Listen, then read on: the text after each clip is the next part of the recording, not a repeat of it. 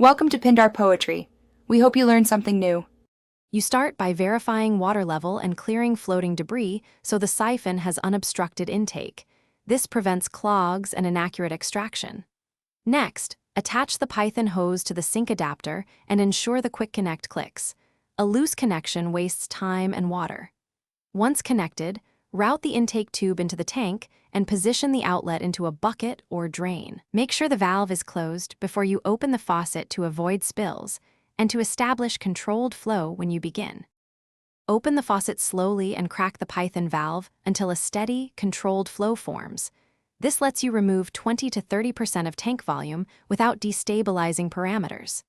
Keep the intake above substrate and move it gently to avoid kicking up debris and stressing fish. You want clear water exiting, not a slurry.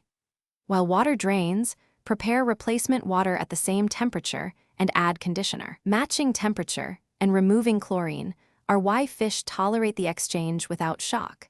When you've removed the desired volume, close the valve, then lift the intake slowly to stop siphoning.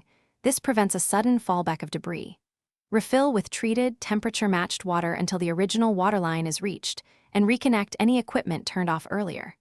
After use, disconnect and dry all components, inspect seals, and coil the hose to avoid kinks.